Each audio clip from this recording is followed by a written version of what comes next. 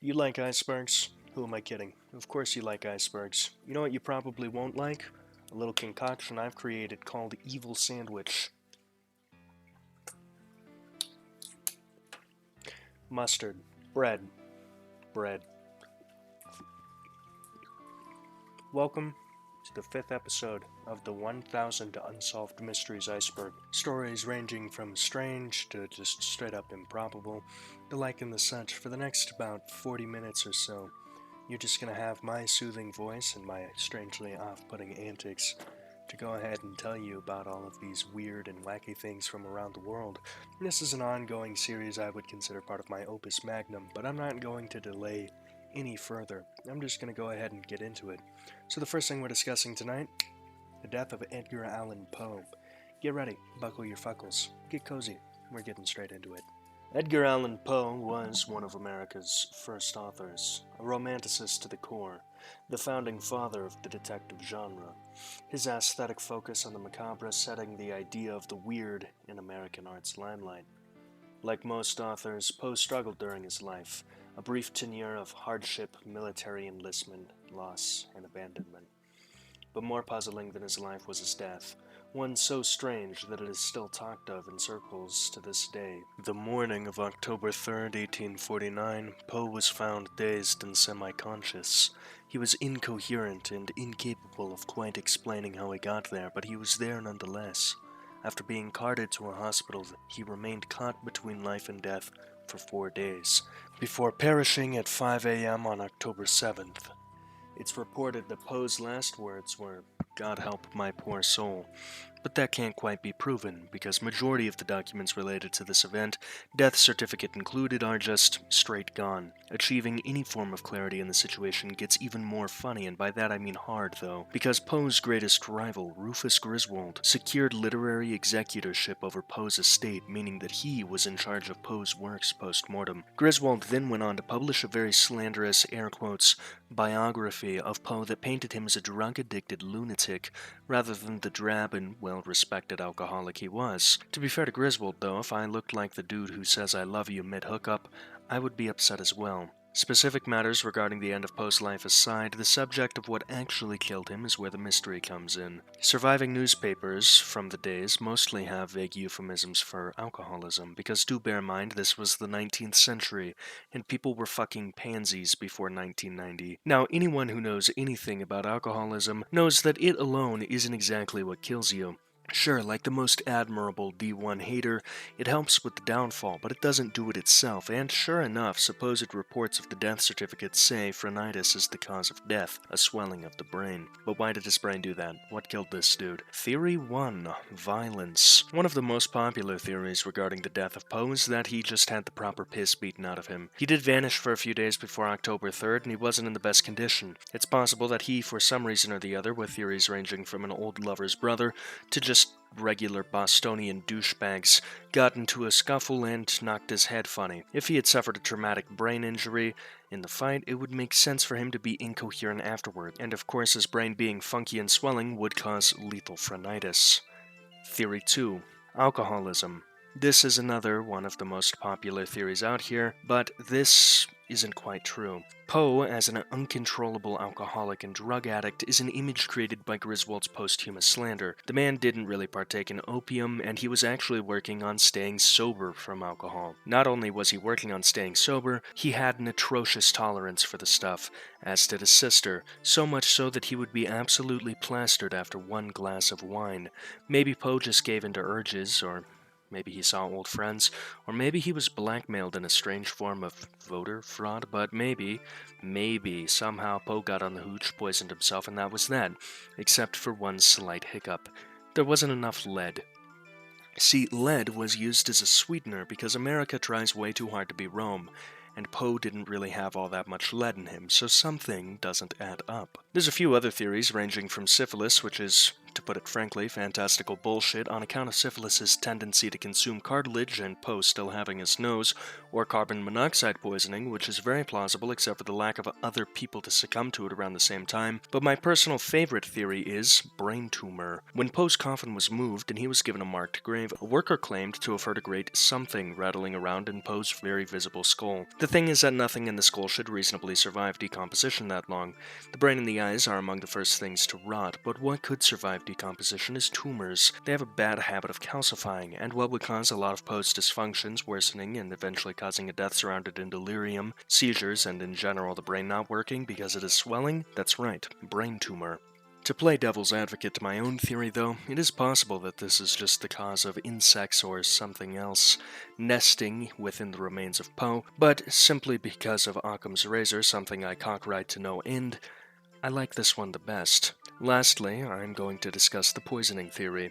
Although I really like the brain tumor theory for its simplicity, and anyone who watches my channel long enough is going to hear more of me cockriding Occam's razor, if you step into the land of the wacky, the poisoning theory enters the game. See, there's not a lot of clarity regarding the final days of Poe. He was gone for a few days before reappearing, and he was very roughed up when found, but everything he was suffering from at the time of his demise lines up okay-ish with foxglove poisoning, which was ye old reliable back then.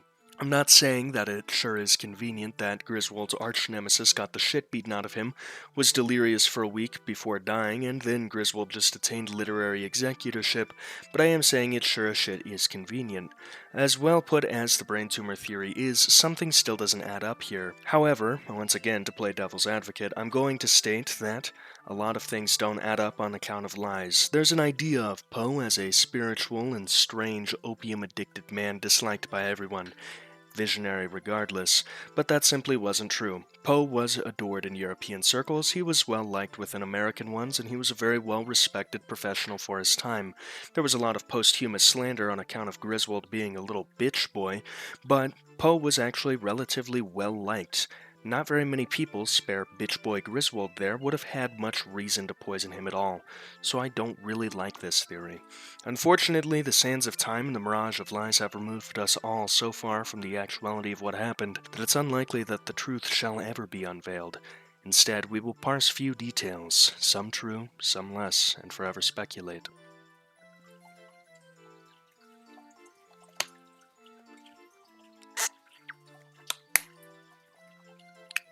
Hello, Penablers. Coming at you live from the kitchen. Congratulations, you made it through the first bit of the video, the first mystery we discussed. That was Edgar Allan Poe. I'm going to keep it a buck with you. The time between me writing the script and me editing the video where I record the fill-in segments was like a month. And there's a fish tank that sounds like gargling piss right next to me that is absolutely being caught on the microphone, so I'm a little out of it. But thank you for making it this far. We're 6 minutes in. We've got a solid however many minutes on screen now, definitely, to go. So buckle up, get cozy, let's go ahead and continue on this ride. Moving on with our charcuterie board of discussion, we're going to go on to Henry Hudson.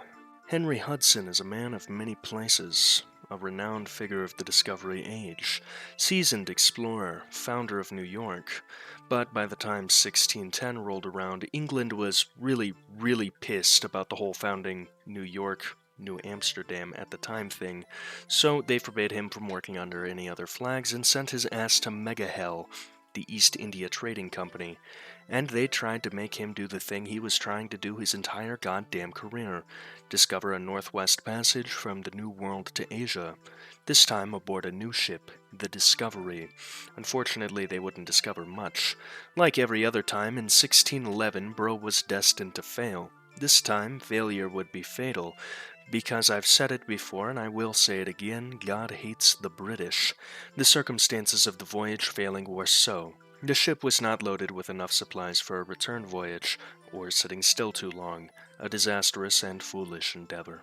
Especially when November 10th of 1610 came around, and having girl bossed too hard, the Discovery was stuck for the winter.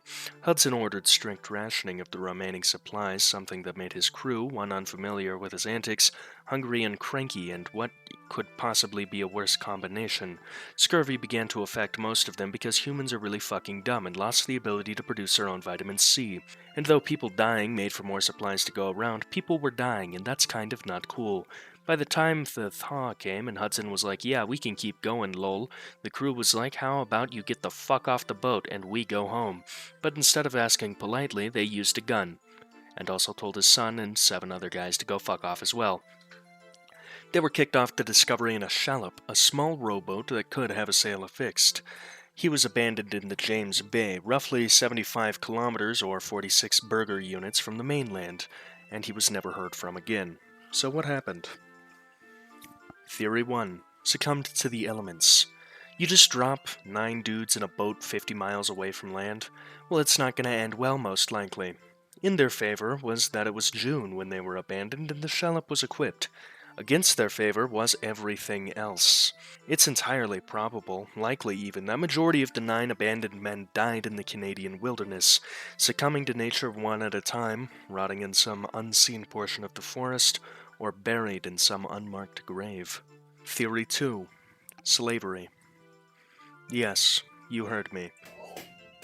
Today's subject is slavery. This theory is more popular than the first one because it's more dramatic and better than a good mystery is a good drama, and this theory posits the idea of Hudson and Co. surviving, only to be taken captive and made slaves by the local First Nation tribes. Now, any person hearing this would love to ask for proof, and I would also love to see more of it, but all of the evidence I have to present is thus so. 1. In 1613, Samuel Champlain was exploring the Canadian wilderness, and one of the places he was confirmed to be was what would become Cobden, Ontario. This is confirmed by a disputed fact of whether or not he dropped his astrolabe, so supposedly his astrolabe is there. Now, Champlain's adventure is its own beast that I will not be the one to tackle, but one piece of the journey is very important. Champlain heard a rumor that an English youth was being kept as a slave by the locals. This makes no sense, because how would an English kid be all the way in the depths of Canada? Who let him out? Easy peasy. Hudson's teenage son left for dead with his father. Evidence bit number 2. In 1959, while repaving Highway number 17 in close proximity to the Chalk River, a worker found a stone engraved with H.H., Captive 1612.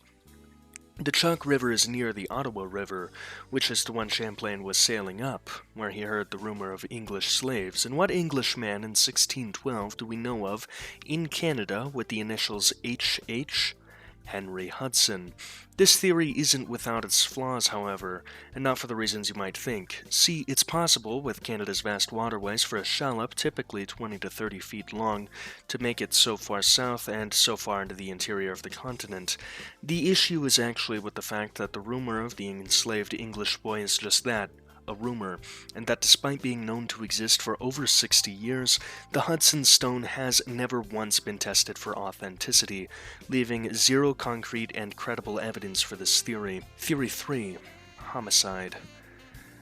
The crew of the Discovery, or rather the few survivors who made it home, did go on trial for their crime of mutiny. The courts of England, seeing that what Hudson had planned was a fool's errand and borderline death wish at best, kinda just took them for their word and let them get back to their lives. But what if they lied about sending Hudson and Co. off and just killed them? This theory is backed by fuck all. Spare one bloodstain on the Discovery's deck. It's possible, sure, but that doesn't really make it likely. And the men of the Discovery knew they were basically killing Hudson by sending him off with just a shallop. So if they killed the guy, it's much more likely they would have kept the shallop, which serves as a lifeboat, and just told the truth because they were already essentially being charged with murder. Ultimately, the fate of Hudson remains unknown, and likely will stay so. Such is the matter of these ordeals. If you've been watching this video and listening, you will know that I love Occam's razor, and so I will say it's likely that he just died in the woods.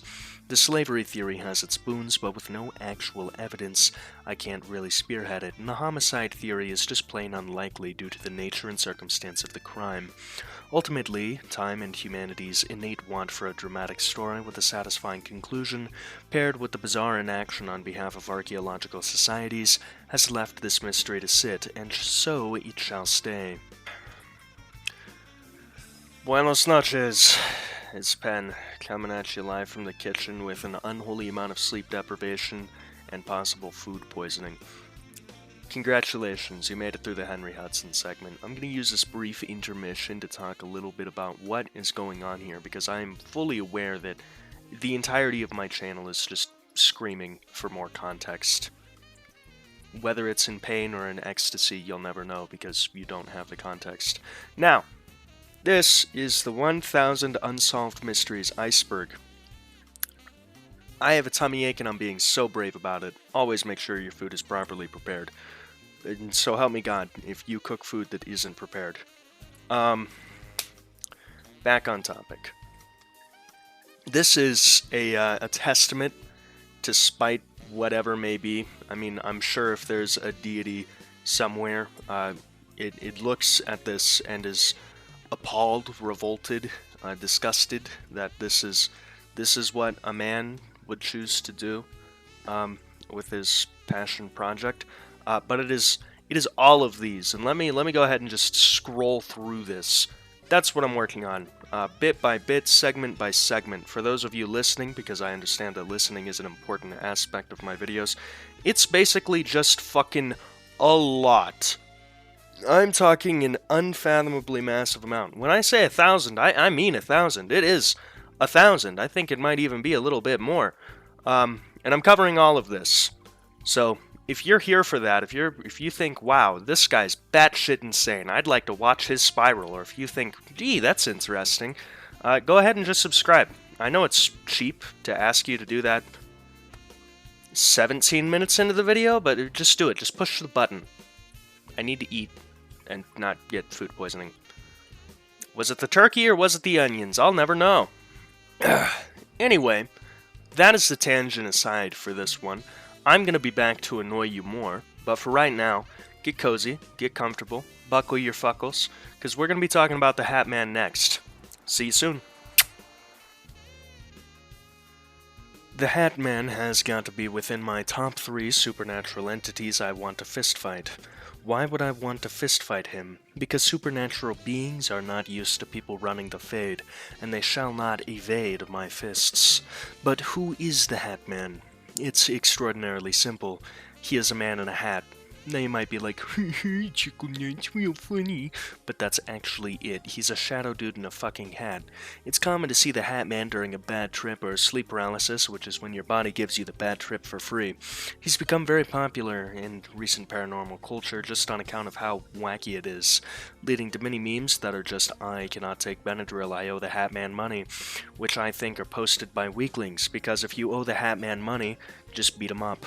The Hat Man himself ties back into the deeper phenomena of shadow people, which is when we either hallucinate or perceive super-negative entities, depending on how you view such matters. Me being an esoteric knowledge hunter losing his mind in the kitchen, I'm more prone to believe that it is a supernatural being, but that also sounds utterly deranged. So let's go ahead and discuss the theories. Theory 1. Hallucination. Not only is this theory boring, it's unlikely due to one fact. Thousands of people over several decades have seen this thing. If the Hat Man was a recent thing, I would be more willing to lean on the advent of the internet spreading a memetic virus of sorts, but supposedly sightings go back to the 90s, 80s, and maybe even further back. And a tall dude in a fedora is just a bizarre thing for thousands of people to hallucinate, especially when you consider the rarity of shared hallucinations. I don't think thousands of people would just share the visage of an incel staring down them. Theory 2. Supernatural being. The fact that the Hat Man just shows up and stands there, not speaking, not really doing much, leaves us with little information and big speculation. Because what is he doing here? The idea gets raised that maybe the Hat Man is somehow feeding on negative emotions, which is why his visage evokes such dread in those who perceive it, leading in turn to the theory that the Hat Man is actually some kind of being not from this plane of existence, also in turn leading to why he's a shadowy and hard-to-see figure, because we're trying to see something that might not be there. The downsides to this theory are, however, a lack of scientific study into the realms of the adequately strange, leading to me sounding quite unhinged as I discussed. There's just not enough research for me to confirm or deny this theory. Theory 3. Alien? Yeah, we're getting weird with it. The Hat Man has been reported near UFOs and is more likely to be seen by people who have seen a UFO or claim to have been abducted by an alien. This can, of course, be taken the opposite direction and be used to maybe point out some of the general instabilities of such communities, or I can do the inverse and use it to claim that the Hat Man is an alien. I personally doubt this theory very much on the basis that America does not have healthcare for a reason. I highly doubt the Army dogs or the Air Force folks would absolutely blast an alien operating on domestic soil into fucking oblivion. Regardless of theory, time shall hopefully tell. Or maybe it won't. Sometimes the beauty of a mystery is that it stays that way. The Hat Man intrigues me a lot, though, because it almost feels like I'm witnessing the gentrification of batshit insane culture. Before 2020, the only time I heard about the Hat Man or Shadow People was from someone who had been or was actively as high as giraffe balls from methamphetamine, and now it's being memed about and has made it into one of my videos. Weird to see. Normally I have this modus operandi that if shoddy ain't off-putting, I don't want them. But that leads me to some strange places, some very strange places. I'm pretty sure the normal count for threesomes invited to at age 19 is supposed to be 0. Why am I at 4? I don't know what it is about me that gives off, yeah, this guy will happily be the downfall of my current relationship vibes. But I don't know if I'm rocking with it, you know, like, why would you offer that to me? Your boyfriend's a cool guy. I don't want to... Please, no. Go find someone else. Anyway, you might be wondering, why is this guy rambling on after making an entire video segment where he essentially just threatened to beat the shit out of the Hat Man? Which I will. I want that motherfucker to try it. Try me. I'll find you. I will find you, Hat Man.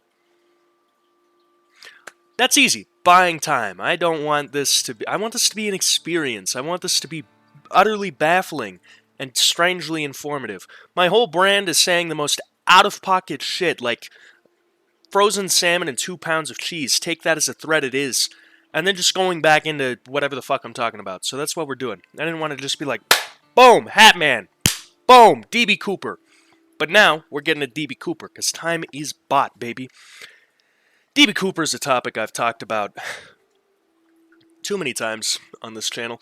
Normally I talk about something once and that's it. The information is in my wonky little brain forever and it's gonna fucking die with me.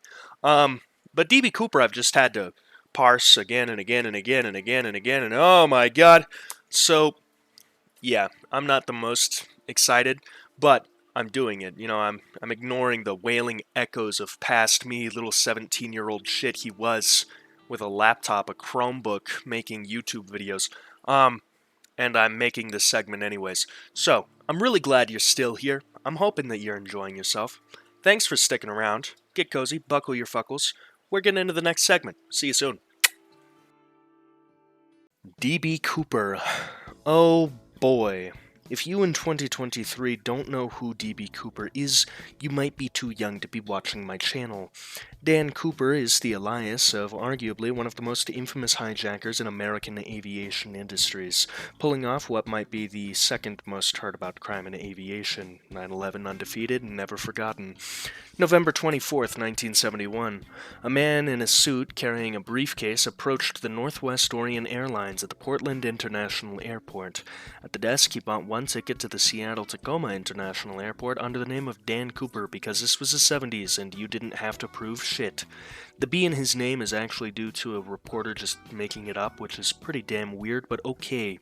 He paid in cash for the 30-minute trip and sat in the very back of Flight 305. He ordered a rum, a Sprite, and for his third order, he got really funny.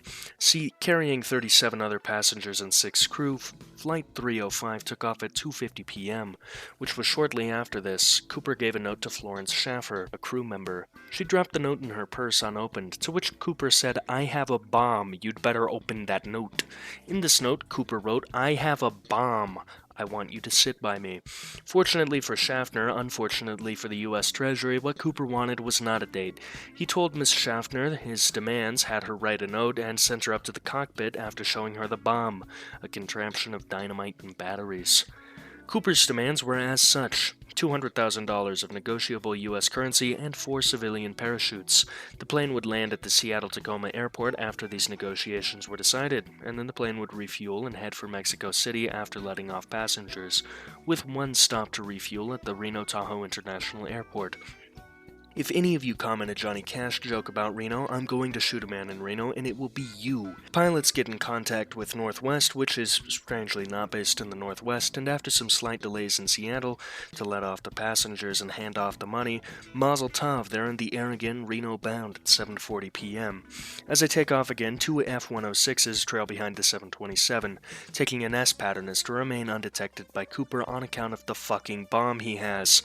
After takeoff, Cooper instructed a member of the crew to open the door, but she was too scared, so he did it himself, and he hit that yoinky sploinky somewhere around 8:13, estimated due to the plane rocking in a manner that it would if 200 pounds fell out of the ass end of it. At 11:02 p.m., when the plane landed with the aft staircase still deployed, police and the FBI formed a perimeter but did not approach due to fear of the fact that Cooper might still be aboard the plane with a bomb. After the captain searched the cabin, say that sentence 10 times fast, the FBI and police scoured the plane for evidence, and due to this shit being unsolved 50 years later, clearly did not find much.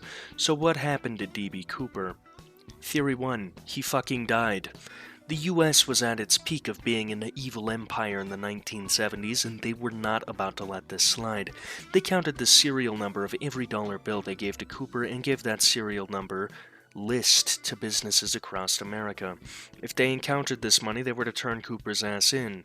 The search for this guy over the area he jumped was so intense that they approved the usage of a blackbird to find him. So he never used that money, which in modern times is well over a milli, and he jumped in 15-degree weather, -9°C in civilized world units, in the middle of November. His ass froze to death. Now you could rebuke this claim by saying that others made similar falls and lived. The difference was they were caught. One way or another, they were caught. Cooper never touched his money and left no evidence on the ground. Money was found buried in an area over Washington, but this cash was too young to have been Cooper's, and the final nail in the coffin of any other thing, despite Wikipedia and many strange folk having a massive list of suspects, the FBI kept a strand of Cooper's hair for evidence and never found a match for DNA. Not to mention, one of the places Cooper could have landed, many of the places Cooper could have landed, are places that would have been affected by the Mount St. Helens eruption, meaning that if he landed in any of these places, 10 years later the evidence would be fucking obliterated by a volcano. Theory 2. For the aforementioned things in Theory 1, no. Another pen coming at you live from the car in the middle of the night. Yes, that's right, a car in the middle of the night. Congratulations, we made it through DB Cooper, we survived. Up next we have me when editing, well, won't worry about that. We're about halfway through the video, so I guess now's a good time to tell you that, by the way, I published a book, and there's also merch now. Go check that out, it's in the description. Anyway, hopefully I'll survive. See you soon. Homicide deer, otherwise known as kangaroos, are one of many creatures within the dark lands of Australia that I would attempt to body on sight. I said indigenous to Australia, but hear me out. What if they had gone somewhere else? What if they escaped? This phenomena is so common that it has its own name. Phantom kangaroos. What the fuck? No, actually, what the fuck? I understand that I am a purveyor of truth and knowledge in the bizarre, but phantom kangaroos? Apparently. Some cryptids are fantastical creatures beyond the realm of known science, and sometimes it's just a fucking dude where it shouldn't be, ranging from the mundane, like in 2013 when a kangaroo sighting was posted to YouTube, and it was later found out that a pet kangaroo had run away from home a state over, or in 1934 near South Pittsburgh, Tennessee, when a hunter and several others spotted a kangaroo-like beast feasting on the flesh of others. When they tracked the animal, they found it went into a cave, and no one followed past that. Terrifying, sounds cool, has almost zero proof. This phenomena of seeing kangaroos where they shouldn't be is not uniquely American. It has happened in New Zealand, where 2 sailors in 1831 claimed to see a, and I quote, 30-foot kangaroo within Dusky Sound. Every other sighting is pretty simple though, and I can explain this mostly easily. Occam's razor, come on down. That's right, baby, it's Occam's razor. If it's simple, it's probably the damn answer. You know what looks like a kangaroo and is loved by rich people and because of that is actually everywhere, many places of which it shouldn't be? Wallabies.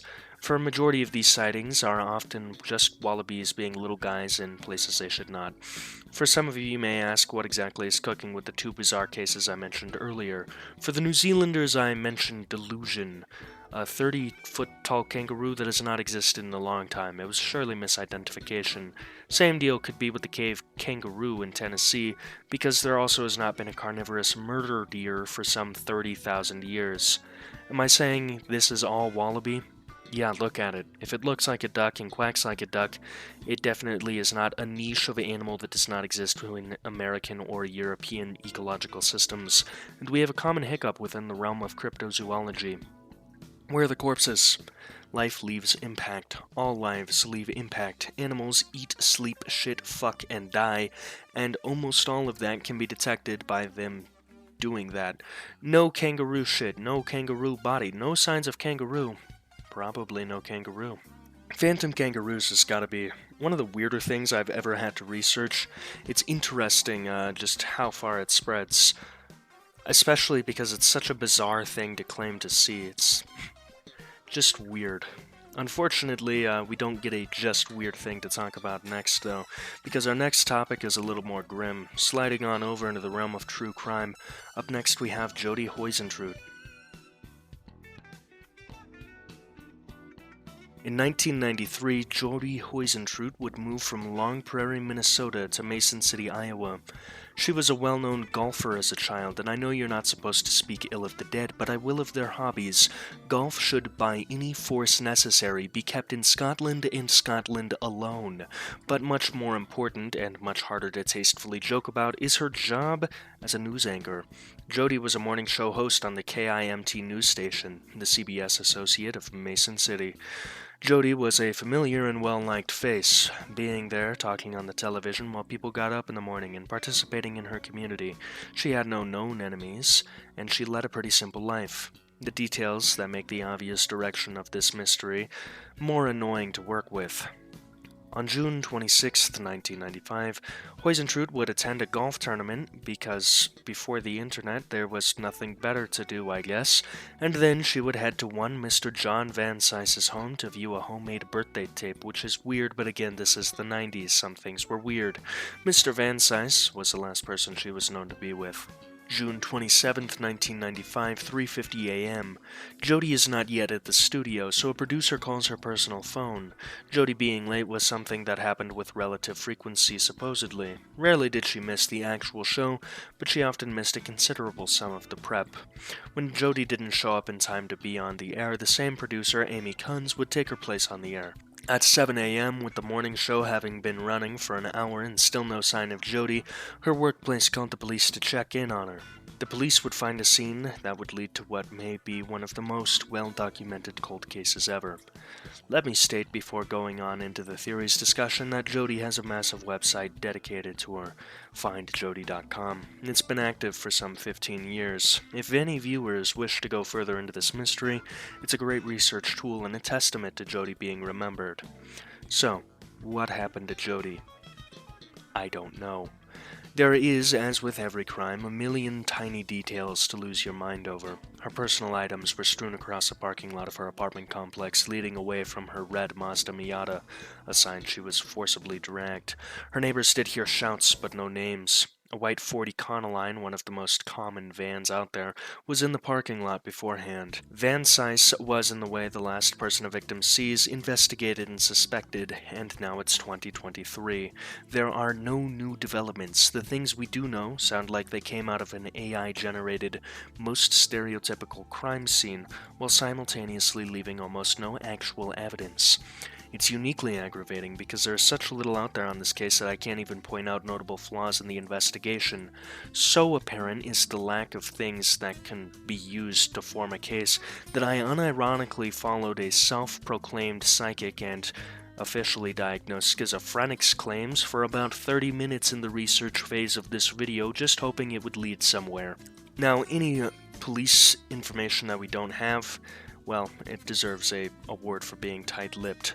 Obviously, Jodi was taken, but by who is anyone's guess? In an unfortunate turn to what means she was taken is likely one thing, and one thing best left unspoken. We can really only hope at this point that she's found peace, or that if by some miracle or severe misfortune she is still alive, she's okay. Closing off this mystery with something much more lighthearted, much more existential, taking it back to real and other pen roots, is the question of what existed before the Big Bang. So, thank you for being here with me, taking this journey. I hope you enjoyed it. Buckle in. Go ahead and enjoy the last mystery of the video for today. Humanity has a crushing need to know why. Like my mommy issues leading me to pursue older women, or addiction leading someone to sell a television, people chase down questions that might give us an answer to the big why. One of the biggest whys out there is why are we here, and to know that, it would help to know how we got here. We don't really know that bit, but using environmental storytelling and mathematics, we can generally hypothesize to figure out what is most likely. So the Big Bang Theory posits that everything was extremely hot and extremely dense in this tiny little pinhead, and because that couldn't stay stable forever, that shit blew up, and baba booey, we have a universe. There's the background radiation indicative of something of the sort happening, the continual expansion of the universe and the cooling of the universe, that would point to the Big Bang Theory being the correct theory. Cool. So what was here before the Big Bang? We have a few theories, as always. Theory 1, nothing. The Big Bang is a theory wildly incomplete, and it's also just fucking mind-breaking. The laws of the universe, the foundations of the very fabric of reality, tell us that making something from nothing is impossible. But before there was stuff, there was no stuff, which takes us down a recursive loop. How stuff? No stuff. Okay, well, how stuff? There is the extraordinarily slim chance that stuff just spawned in due to quantum irregularity, but this ignores the fact that that would require a quantum irregularity, and quantum sciences are born of our stuff. Nothing is a confusing and dissatisfactory answer. Existentially scary, scientifically impossible. Theory 2. Offshoot. If you subscribe to the many worlds interpretation, it's possible, likely even, that we are an offshoot of a separate universe.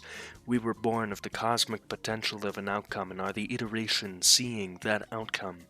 It satisfies the question of how this universe got here, but not the great why, because we are then left with the question of how that universe got there, and so forth. Theory 3. Ouroboros. One of the many issues with the nothing theory is that it relied on quantum irregularities, which meant that quantum physics as we understood it would have to exist within the pre-universe, whatever the fuck that was, unless it already did. There's a few theories on how the end stages of the universe will look, one of which is the Big Freeze, because of the continual expansion and loss of energy that will eventually not be able to be recreated. There will come an era of cold dark nothingness. Curb your melancholic dark souls. I'm thinking of ending things enthusiasm, though. Nope. Curb your melancholic Dark Souls fans' enthusiasm, though, because we got the law of infinite probabilities, which states that anything that can happen eventually will happen. Are the odds of a tiny quantum pinprick bomb spawning from basically nothing astronomically low? Yes, but that doesn't matter when everything dies and you're left with an infinite void of nothing. Time has no meter, and so it passes and passes, unchecked, until the odds are finally beat and the universe blows up into existence again, exploded anew, except that still leaves us with questions. Ask enough questions and you will never find answers. See, the idea of what came before the Big Bang is in itself a kind of trap, because there is no logical way for there to be a start. Keep looking for one and you'll keep looking further back. Even with the cleanest, kind of follows our understanding of physics theory, we still don't actually know how the universe got here, because if Theory 3 is correct, how did the first iteration of the universe come to be? In our current state, we aren't advanced enough to know. Maybe for right now, it's better if we don't. And that does it. we made it to the end of the video. Before I go into all of the long-winded diatribes I surely have prepared, I would like to just say thank you. It really does mean the world to me that people watch these videos, whether you're someone just like staring at your phone or computer or TV because TV is growing on YouTube for some reason, or if I'm just in the background as noise. I do appreciate it. Genuinely. The visuals kinda at the end there. I'm working on the videos being better, so let me know how it was received in the comments down below. Before I get too far down that rabbit hole, if you're new here, go ahead and just press subscribe. You watched the whole thing. It was like 40 to 45 minutes. Go ahead and just press subscribe. Completely free. You can always undo it later if you hate my guts. And we can help each other out. I make interesting videos. If you're not new here and you like the video, you can comment, all the stuff that YouTubers tell you to do constantly. There's also the Patreon down in the description that you can go and, subscribe to. We have options for $1 if, you're on a budget. I get it. I'm also on a budget. I mean, look at the recording setup, man. I'm in a fucking kitchen. You know what dog kennel is my desk? Also, if you want to support the channel, there is now merch in the description. Yes, that's right. Official Another Pen merch. I'm going to keep it honest with you.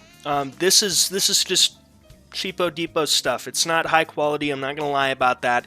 It's just a way to directly support me and a close friend of mine, my graphic designer, Saki, who does a lot of the work on the thumbnails and gives me a lot of really good feedback on the videos. The profits split 50-50 between us. I made these as cheaply priced as I could because I understand that, shit be expensive. I be going into stores and seeing cartons of eggs and wanting to, kill myself. So, yeah. And also, my first ever book, Amateur Hour, is finally self-published. I snatched, using Amazon's dirty empire, what was originally a reserved world of publishers and published authors only, but it's mine now. So, I write everything that goes into these videos. So, if you like my videos, you probably like my writing. It's a collection of short stories. Check it out if you want. I'm never going to shut up about it, but it is an option. Now, finally, my fourth also, thank you so much to the patrons on screen now. That's a problem for me when I'm editing. Without them, this whole thing wouldn't be possible. I really can't describe how much the Patreon helps me without making this video a lot longer than it already is, because this is fucking massive for an outro.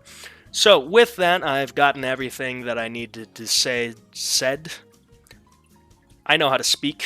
I'm an author, so until next time, have a great time. I'll see you later. Memento mori.